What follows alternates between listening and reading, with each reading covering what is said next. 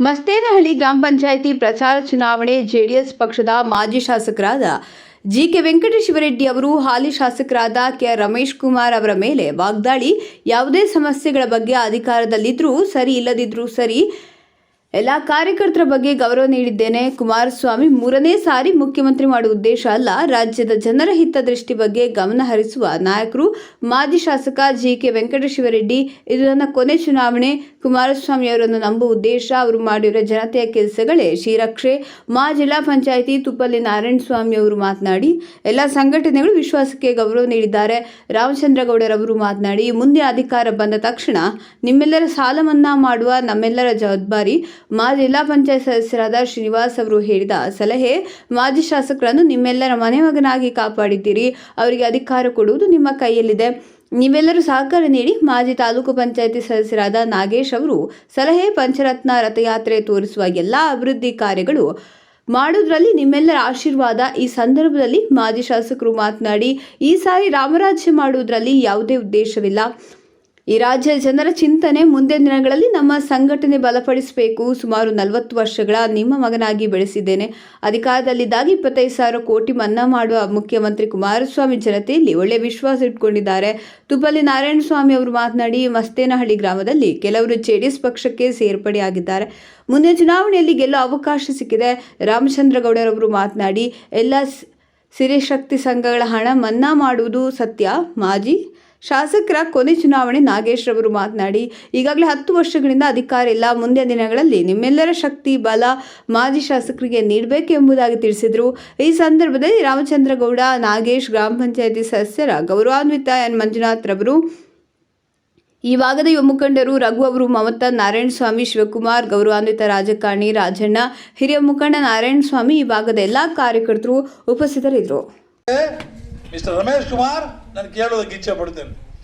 ಈ ಜನತೆ ನಿಮ್ಮನ್ನ 2 ಸಾರಿ ಸ್ಪೀಕರ್ ಮಾಡಿದ್ದಾರೆ, 1 ಸಾರಿ ಆರೋಗ್ಯ ಸಚಿವರಾಗಿ ಮಾಡಿದ್ದಾರೆ. ಈ ಕ್ಷೇತ್ರಕ್ಕೆ ನೀವು ಏನು ಮಾಡಿದ್ದೀರಿ? ಅನೇಕ ಸುಳ್ಳು ಭರವಸೆಗಳನ್ನು ಕೊಟ್ಟಿದ್ದೀರಿ.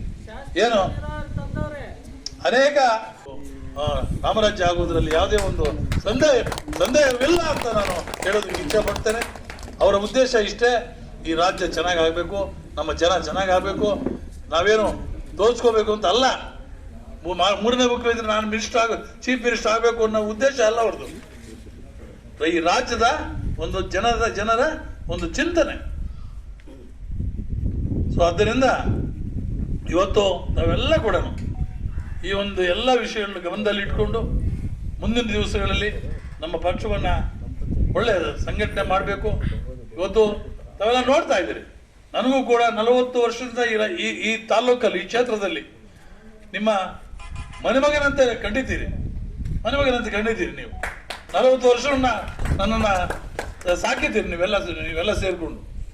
ಇವತ್ತು ನಾನು ಒಂದು ನಯ ಪಾಯಸ ಮಾಡಿದವನಲ್ಲ ಈ ಕ್ಷೇತ್ರದಲ್ಲಿ, ಎಲ್ಲಿ ಕೂಡ ಇವತ್ತು ಗೌರವವಾಗಿ ನಡ್ಕೊಂಡಿದ್ದೇನೆ.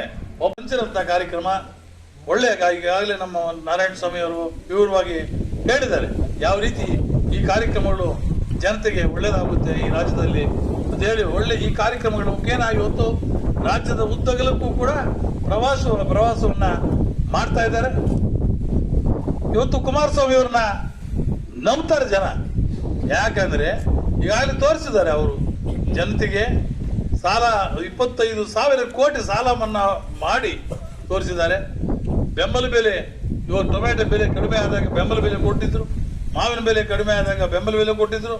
ಇವೆಲ್ಲ ಕೊಡ್ತ ಅನೇಕ ಇನ್ನ ಒಳ್ಳೆಯ ಕಾರ್ಯಕ್ರಮಗಳನ್ನ 2 ಸಾರಿ ಮುಖ್ಯಮಂತ್ರಿಗಳಾಗಿದ್ದಾಗ ಅನೇಕ ಒಳ್ಳೆಯ ಕಾರ್ಯಕ್ರಮಗಳನ್ನ ಕೊಡುವುದರ ಮುಖಾಂತರ ಇವತ್ತು ಅವರು ಜನತೆಯಲ್ಲಿ ಒಳ್ಳೆಯ ವಿಶ್ವಾಸವನ್ನ ಇಟ್ಕೊಂಡಿದ್ದಾರೆ.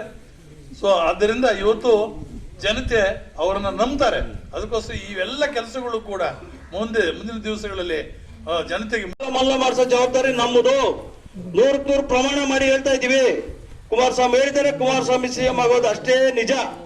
ಯಂಗೇಶ್ವರರೆಡ್ಡಿ ಅವರು MLA ಆಗೋದು ನಿಜಾನೇ, ಮಿನಿಸ್ಟರ್ ಆಗೋದು ನಿಜಾನೇ.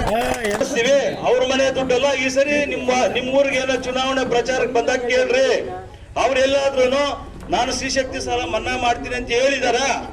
ಇಲ್ಲ. ಅದು ಕೊಡೋ ದುಡ್ಡಲ್ಲಿ 5,000 ಹಿಡ್ಕೊಳ್ಳೋದು. ಯಾವ್ದ್ರಲ್ಲಿ ನಿಮ್ಗೆ 50,000 ಕೊಡ್ತೀವಿ, ಈ ಸರಿ 1,00,000 ಕೊಡ್ತೀವಿ. 5 ಲಕ್ಷ ಕೊಡ್ತಾರೆ ಅಂತ ಈ ಸರಿ ಹ್ಯಾಟ್ರಿಕ್ ಗೆಲುವು ಮಾಡಿಸ್ಬಿಟ್ರೆ 5 ಲಕ್ಷ ಕೊಡ್ತೀನಿ ಅಂತ ಹೇಳ್ತಾರೆ. ನೋಡ್ರಿ ಅವ್ರ ಮಾತು ಏನು ಕೇಳ್ಬಿಟ್ರೆ ಅವ್ರ ಸಾಧ್ಯ ಏನು ಇಲ್ಲ.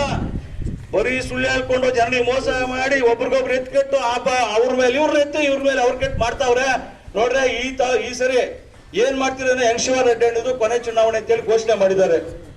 ದಯವಿಟ್ಟು ಅವ್ರನ್ನ ಗೆಲ್ಸ್ರಿ. ಅವ್ರಿಗೆ ಶ್ರೀನಿವಾಸಪುರದಲ್ಲೇ ಮೊನ್ನೆ ತಾಲೂಕಲ್ಲಿ ಮಿಸ್ ಆಗಿದೆ. ಅವ್ರಿಗೆ ಇನ್ನ ಏನೋ ಪ್ರೋಗ್ರಾಮ್ಸ್ ಮಾಡ್ಬೇಕು, ಜನರಿಗೆ ಚೆನ್ನಾಗಿ ನೋಡ್ಕೋಬೇಕು ಅಂತೇಳಿ ಅವ್ರಿಗೆ ತುಂಬಾ ಇದಿದೆ, ಆಸೆ ಇದೆ. ದಯವಿಟ್ಟು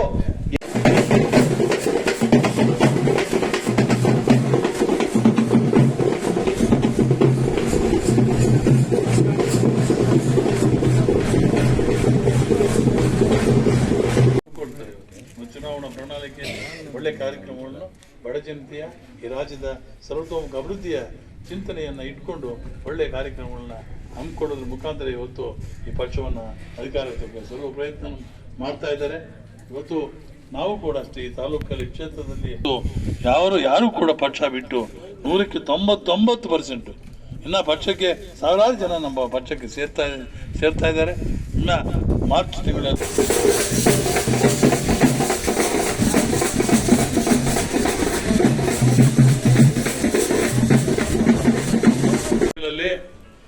ನಿಮಗೆ ಆ ಕೆಲಸ ಯಾವ ರೀತಿ ಯಾವ ಕಾನೂನಿನ ಮಟ್ಟದಲ್ಲಿ ಮಾಡಬೇಕು ಆ ರೀತಿ ನಾನು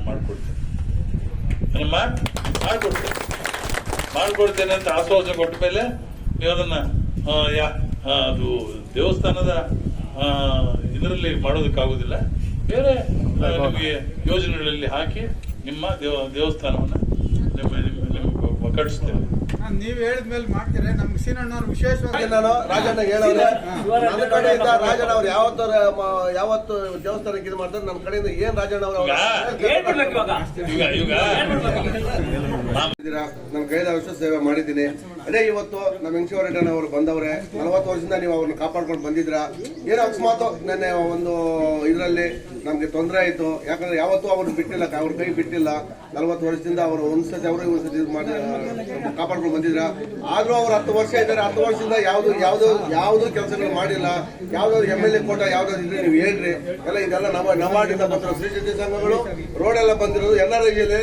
ಈಗ MLA ಇಂದ ನಿಮ್ಮೂರ್ಗೆ ಯಾವ್ದಾದ್ರು ಬಂದಿದ್ರೆ ಅದ್ಯಾವ್ದಾದ್ರು ಯಾರನ್ನ ಕೇಳಿ, ನಮ್ಮೂರ್ಗೆ ಏನು MLA ಯಾವ್ದು ಹಾಕವ್ರ ಅಂತ ಕೇಳಿ. ಯಾವ್ದು MLA ಕಡೆಯಿಂದ ಯಾವ್ದು ಹಾಕಿಲ್ಲ. ಇದೆಲ್ಲ NRI ಇದು ಸೆಂಟ್ರಲ್ ಗೌರ್ಮೆಂಟ್ ಬಂದಿರೋದು. ಪ್ರತಿಯೊಂದು ಊರಲ್ಲೂ NRI ಮಾಡಿರೋದು. ಈ ಸರ್ಕಾರಕ್ಕೂ ಈ NRI ರೋಡ್ಗಳಿಗೂ ಇವಾಗ ಪ್ರತಿಯೊಂದಕ್ಕೂ NRI ಬರ್ತಾ ಇರೋದು. ಯಾವ್ದು MLA ಕೋರ್ಟ್ ಅಂತ ಯಾವ್ದು ಬಂದಿಲ್ಲ. ದಯವಿಟ್ಟು ಹೇಳ್ತೀನಿ, ಇವತ್ತು ನಿಮ್ಮ ಮಗನಾಗಿ ಮನೆ ಮಗನಾಗಿ ಕಾಪಾಡ್ಕೊಂಡು ಬಂದಿದ್ರ 40 ವರ್ಷದಿಂದ. ಯಾಕಂದ್ರೆ ಯಂಗ್ಶಿವ ರೆಡ್ಡಿ ಅವ್ರದ್ದು ಪಾಪ ಒಳ್ಳೆ ಗುಣ ಇದೆ.